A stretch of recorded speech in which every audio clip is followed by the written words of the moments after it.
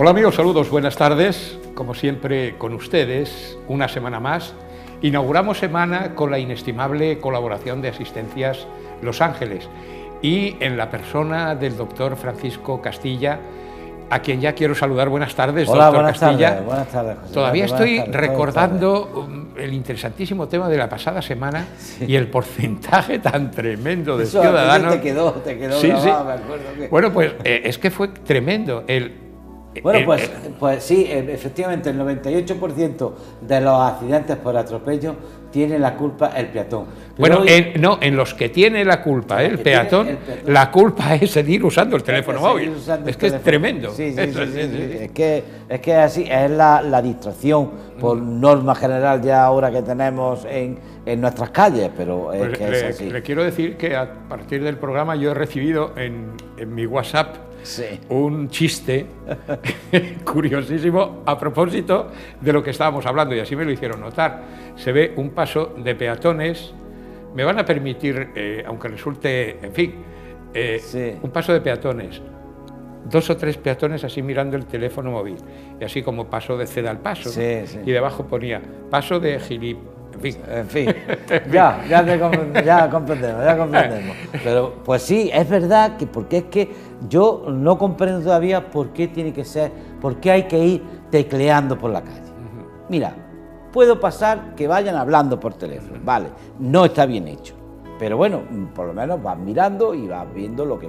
Pero tecleando ya es que a mí no me entra eso en la cabeza. Es que de ahí las consecuencias. Y pues, luego vienen las consecuencias. 97% de los accidentes donde la culpa la tiene el peatón, la culpa a su vez es del teléfono móvil porque se ha producido el accidente. Porque pues hoy vamos a hablar también de una cosa que también tiene mucha que ver. Relativamente que ver con los accidentes. Con los accidentes y con el uso del teléfono móvil. Porque, vamos a vamos del esguince cervical, ¿no? El esguince cervical... ¿Qué es exactamente el esguince cervical? Es vamos a ver, es una patología que se da en el cuello, que es benigna, siempre tengamos presente eso, una patología benigna, ¿no? Que es producto de un mecanismo de aceleración-desaceleración. Es decir, cuando vamos en un coche, por ejemplo, o en una caída, en un golpe en la cabeza, siempre luego tendremos también una afectación cervical.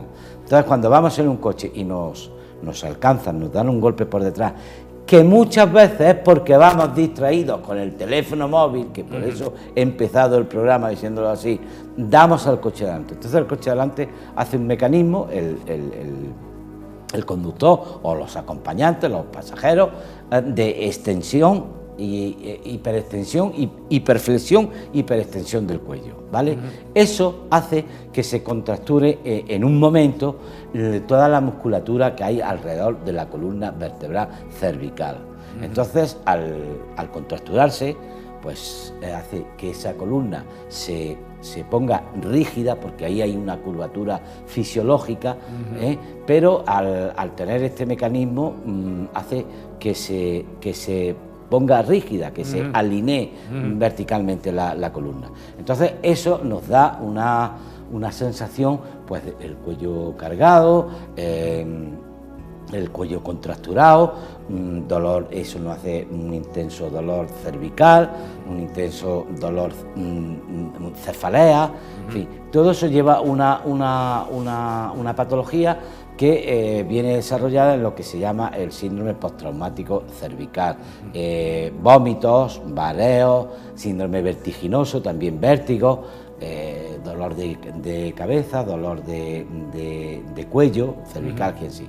Entonces, pero esto tenemos que tener en cuenta que aunque al principio estemos muy agobiados, tranquilos, porque es una patología benigna. Sí, que no es grave, que no es grave, es molesta, no cabe la menor duda, claro. Entonces, tenemos que hablar que hay distintos grados de esguince cervical, el grado 1, que es la cervicalgia leve, bueno, pues un pequeño dolor de cuello, con limitación también leve del balance articular de la columna, es decir, a lo mejor nos cuesta trabajo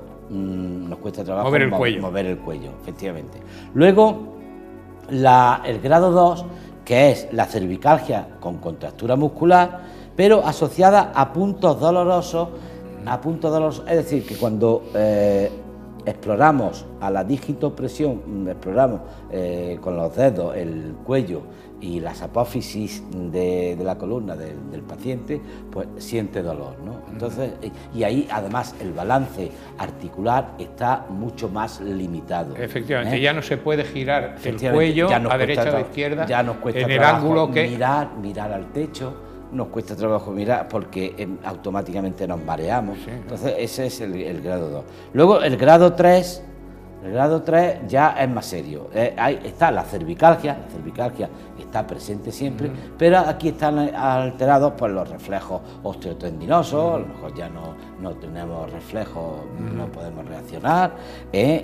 Luego hay lo que llamamos las parestesias, que las parestesias son unos hormigueos que tenemos son fundamentalmente en las manos, sensación de hormigueo. Entonces eso es porque hay la raíz nerviosa está afectada y por la inflamación que hay causada y por la contractura, entonces nos da al final del nervio, pues nos da la sensación como de hormigueo. Es decir, se produce una compresión en el nervio como consecuencia de la inflamación. Al salir, pero la patología nos la da a lo largo del nervio, al final del nervio, ¿vale? Y luego está, bueno, pues el grado 4, que esto es una fractura ya en toda regla o una luxación cervical, pero eso ya se lo verían en el hospital, porque eso es ya problema muy serio, sí. Y además eso tiene que ser con un accidente muy grave, no se da así como así. Estamos hablando de la esguince cervical como patología benigna. Benigna, ¿vale? Esto es. Bueno. O sea, que son los grados 1 y 2, sobre todo, el grado 3 en todo caso, sí. Esto siempre tenemos que tener, ya antes he hablado un poco, la exploración. Esto cuando nos pase, tenemos que ir a urgencias. Tenemos que ir a urgencias para que, primero, para que quede constancia del accidente. Y para ver el devenir, o sea, la evolución. Sobre todo la gradación del problema y cómo va a ir graduamos el programa y vemos si va a más, porque hay en muchas ocasiones que es un accidente leve, pero que con el paso de los días se van agravando los síntomas. Entonces, si al principio ya hemos visto que no había lesiones, que no había ni siquiera rectificación cervical, ¿no? Rectificación cervical, bueno, pues estamos en un grado 1, ¿no? En un grado leve. Pero si ya en esa misma exploración nos ven que tenemos, que el dolor es intenso y tal, pues ahí nos tendrán que poner un collarín, pero ojo que con los collarines, que el collarín es por la sensación de inestabilidad que tenemos en el grado 2. Pero cuanto menos tiempo se tengan, mejor, es decir, 1 o 2 días, no más. Efectivamente, no eso más, es importante, sí. No más, porque luego lo que hacemos es que estamos empeorando nosotros mismos el cuello, más de lo que lo ha provocado, más de lo que lo ha empeorado el accidente. Eso es muy importante que lo tengamos. Bueno, pues nos tienen que ver una radiografía. No hacen falta, es que en las consultas esto lo tenemos todos los días, una resonancia magnética, no hace falta una resonancia, con una radiografía es suficiente para ver si hay algún tipo de fractura, si hay algún tipo de lisis, si hay algún tipo de listesis, o sea que están separadas las vértebras. Todo eso lo podemos ver con una radiografía simple, de API lateral. Dependerá cuello. En función del grado el tiempo de lesión. ¿Cuánto suelen durar estas lesiones? Estas lesiones suelen durar, son como decimos nosotros, perjuicio moderado de día impeditivo, son unas 3 semanas, 21 días. Claro. 21 días. Tenemos que tener en cuenta que desde el primer momento estamos tomando antiinflamatorios, vamos tomando relajantes musculares y analgésicos y un omeprazol para un protector hepático, protector gástrico, perdón. Eso lo estamos utilizando desde el primer momento que hemos tenido ¿no? Evitar la inflamación, evitar el dolor. Efectivamente. Entonces, luego hay que empezar también la rehabilitación. es, aparte de todos los medicamentos la medicación, que bajamos la inflamación, que quitamos el dolor y tal, la rehabilitación es fundamental, fundamental. Y hay que hacer, por término medio, en un esguince cervical, 20 sesiones de rehabilitación. Esto es importante tenerlo 20 en cuenta. sesiones de rehabilitación. Las 10 primeras, por favor, que sean así, las 10 primeras diarias, diarias. Luego podemos seguir con una tanda de 5 sesiones, un día sí, otro no, un día sí, otro no. Y luego otras 5 sesiones ya a criterio del facultativo, pero que tengamos en cuenta que la media de sesiones de rehabilitación, 20 sesiones, sí. Aquí lo he estado mirando yo, que dice que 18 sesiones en caso de cervicalgia. Cervicalgia es cuando no hemos llegado, es simplemente una contusión del cuello. Por ejemplo, aquí no hay, en la cervicalgia, no tiene por qué haber habido un síndrome de hiperflexión, hiperextensión. Simplemente el golpe ha sido leve y nos hemos dado contra la armadilla, el reposacabezas del coche. Entonces eso, hablamos de contusión cervical. Ahí efectivamente se produce una cervicalgia. También necesita rehabilitación, pero esta rehabilitación es menos, esta es de 15 a 20 sesiones. Si es el 15 cervical, no hay ningún problema en pasar de las 20 y llegar a las 25 sesiones. No hay ningún problema. Y es más, es conveniente hacerlo, ¿vale? Pero muy importante es hacerla relativamente pronto. Ajá, eso es. Relativamente pronto, y hacerla por lo menos las 10 primeras. Y hemos dicho las 10 primeras seguidas. Sí, los seguidas. 10 días siguientes. Seguida y ya está. Y luego lo que podemos hacer para ver el estado secuelar de la lesión, pues repetimos una radiografía. Si vemos que queda todavía la rigidez cervical, podemos seguir haciendo, claro, pero esto ya se sale de lo normal. Sí, esto ya se sale de lo normal.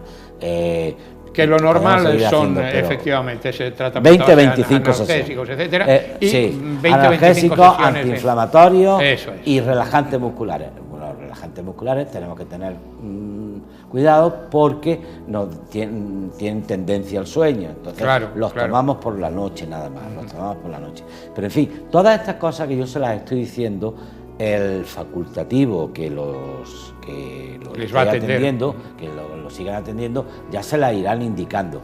Aquí lo que hablamos es de una información general, para que sepan qué hacer o qué no hacer cuando se tiene un accidente de tráfico.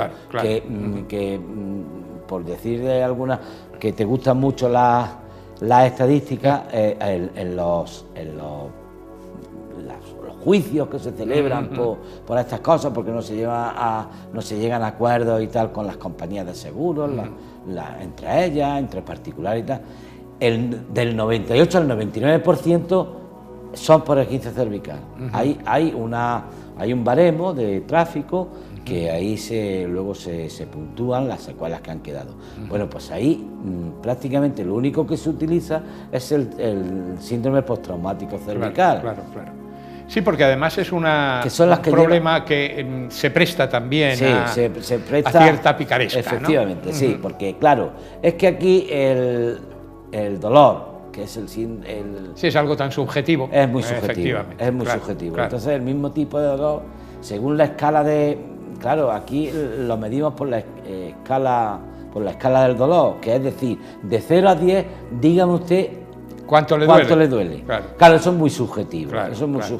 Si nosotros ya no vemos que hay contractura, vemos que la movilidad pasiva, o sea, cuando la movemos nosotros, no tiene ningún bloqueo, que la hace bien y tal, entonces el dolor, pero te dicen que tiene dolor 7, que tiene dolor 8, pues entonces dices, esto no me cuadra.